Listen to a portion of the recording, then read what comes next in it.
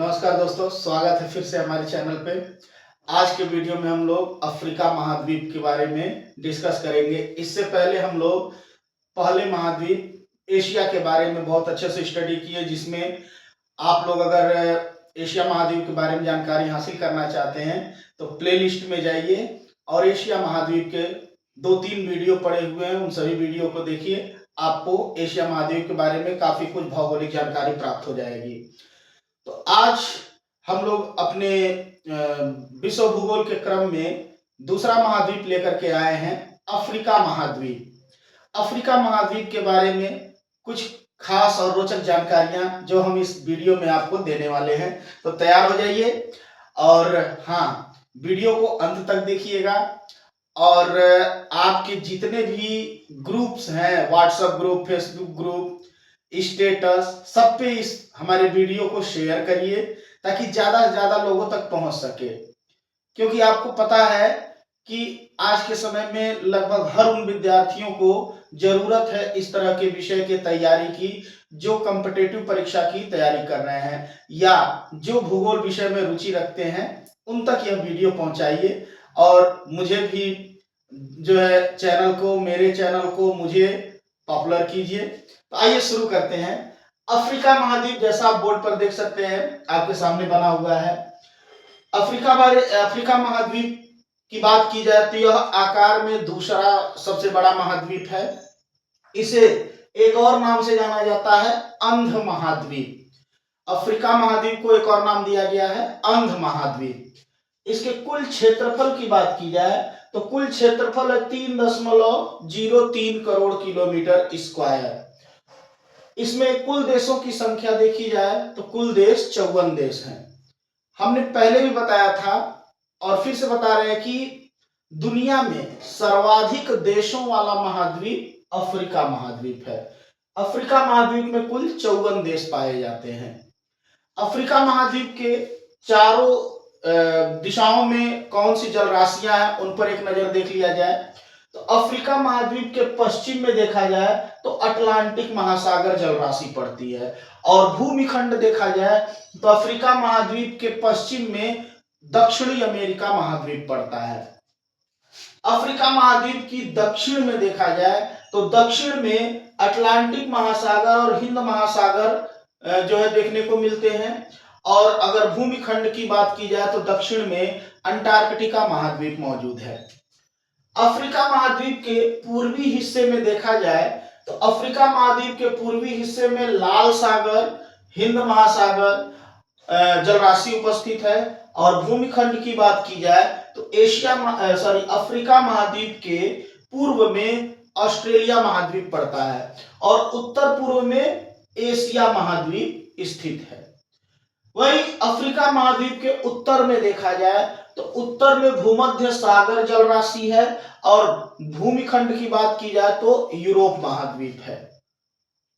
Europe महाद्वीप Africa महाद्वीप से अलग होता है, एक जल संधि बनती है। यहाँ पे जो मैंने डार्क ब्लैक कलर का स्पॉट किया है, यहाँ पर एक जल संधि बनती है जिसका नाम है जिब्राल्टर जल संधि।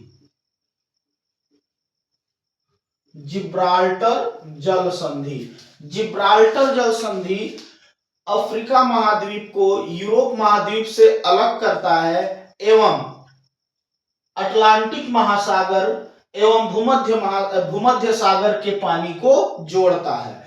इस प्रकार यहां जिब्राल्टर जल संधि बनती है। जिब्राल्टर जल संधि आपका दो महाद्वीपों को अलग कर रहा है, अफ्रीका महाद्वीप को यूरोप महाद्वीप से।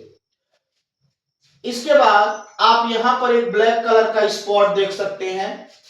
यह ब्लैक कलर का स्पॉट है स्वेज नहर।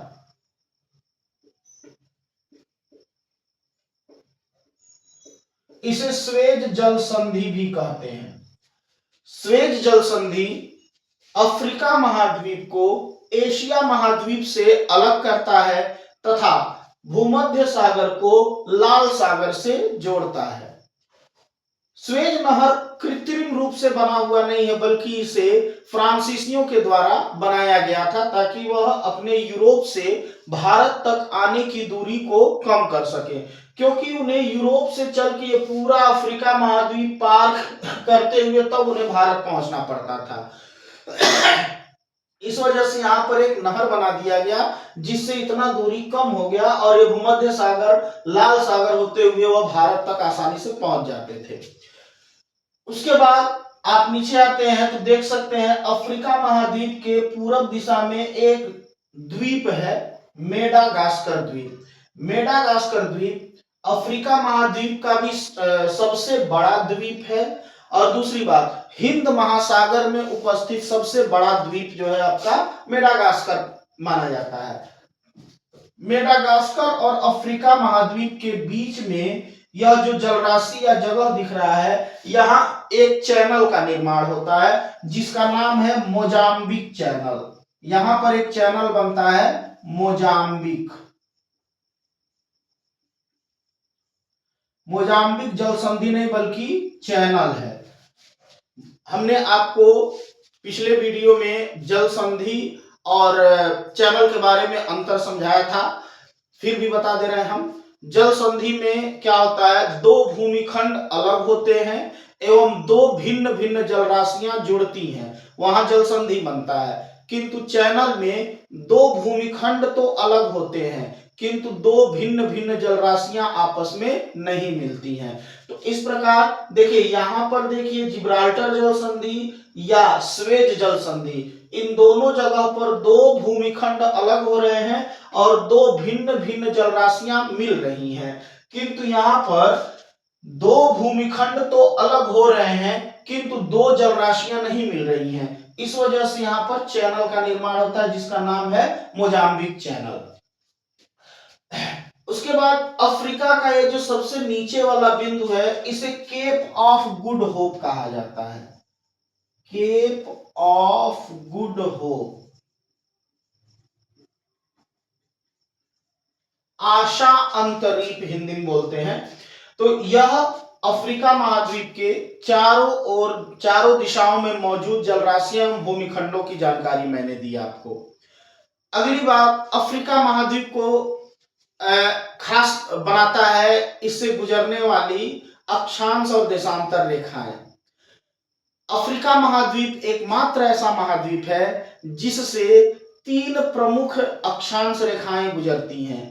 भूमध्य रेखा, जैसा कि आप देख सकते हैं बीचों बीच वाली जो लाइन है ये है 0 डिग्री अक्षांश अर्थात भूमध्य रेखा। इसके ऊपर ये वाली जो लाइन गुजर रही है ये है कर्क रेखा, और इसके नीचे ये वाली जो लाइन आप देख रहे हैं ये है मकर रेखा। इसके अलावा यह तीन आपके अक्षांश, प्रमुख अक्षांश रेखाएं तो गुजर ही रही हैं, साथ ही इसी से जो है 0 डिग्री देशांतर रेखा भी गुजरती है। अर्थात हम कह सकते हैं कि अफ्रीका महाद्वीप चारों गोलार्धों में पड़ता है। चार गोलार्ध कौन कौन? तो अगर आप ग्लोब पर देखें तो 0 डिग्री अक्षांश अर्थात भूमध्य रेखा ग्लोब को दो भाग में विभाजित करता, उत्तरी गोलार्ध और दक्षिणी गोलार्ध। वैसे ही 0 डिग्री देशांतर रेखा ग्लोब को दो भाग में विभाजित करता है, पश्चिमी गोलार्ध और पूर्वी गोलार्ध। इस प्रकार अफ्रीका महाद्वीप पश्चिमी गोलार्ध, पूर्वी गोलार्ध, उत्तरी गोलार्ध एवं दक्षिणी गोलार्ध सभी गोलार्धों में विस्तृत है। इसकी एक और खास बात है कि इस महाद्वीप का ऊपरी हिस्से की जलवायु और निचले हिस्से की जलवायु लगभग समान है। जैसा कि आप देख सकते हैं बोर्ड पे, इस वीडियो में हम लोग अफ्रीका महाद्वीप में दो प्रमुख मरुस्थलों के बारे में जानकारी प्राप्त करेंगे और उनमें पाए जाने वाले देशों के। मरुस्थल क्या होता है? तो नाम से ही स्पष्ट है, मरुधन स्थल, यानी मरु अर्थात मरा हुआ, स्थल यानी जमीन। तो जमीन का वह हिस्सा जो मरा हुआ होता है, अर्थात जहां पर जीवन बहुत कम या ना के बराबर पाया जाता है, जहां वनस्पतियां, पेड़ पौधे, जल और जीव जंतुओं जंतु जो है बहुत कम मात्रा में होते हैं, ऐसे स्थान को हम लोग मरुस्थल कहते हैं। मरुस्थल दो प्रकार के होते हैं, एक गर्म मरुस्थल या शुष्क मरुस्थल और एक शीत मरुस्थल या ठंडा मरुस्थल। तो यह एक फैक्ट वाली बात है। अगर आपसे पूछा जाए कि दुनिया का सबसे बड़ा मरुस्थल कौन सा है, तो वो आपका अंटार्कटिका है। दूसरे नंबर पर आर्कटिक है। तीसरे नंबर पर आपका आता है सहारा। ये जो ऊपर आप रेड रेड कलर के पॉइंट देख रहे हैं और ये जो नीले कलर की लाइन से मैंने बाउंड्री बनाई है, यह हिस्सा है सहारा मरुस्थल। तो क्षेत्रफल या आकार के आधार पर दुनिया का यह तीसरा सबसे बड़ा मरुस्थल है। किंतु अगर ऐसा कहा जाए कि दुनिया का सबसे बड़ा शुष्क मरुस्थल, तो शुष्क मरुस्थल का नाम लिया जाए तो सहारा नंबर 1 पे आता है। इस प्रकार हम कह सकते हैं कि दुनिया का सबसे बड़ा गर्म या शुष्क मरुस्थल सहारा मरुस्थल है, जो अफ्रीका महाद्वीप के उत्तरी हिस्से में पाया जाता है, या कह सकते हैं कि उत्तरी अफ्रीका में सहारा मरुस्थल का विकास हुआ है। सहारा मरुस्थल में पाए जाने वाले देश देखिए, मोरक्को, पश्चिमी सहारा, मारुतानिया, माली, अल्जीरिया, नाइजर, लीबिया, चाड, सूडान और इजिप्ट। यह देश है जो सहारा मरुस्थल में जो विकसित हुए हैं। एक चीज और देखिए, तो यहाँ पर जो देश के बीच की सीमा है वो लगभग सीधी सीधी लाइन खींची गई है।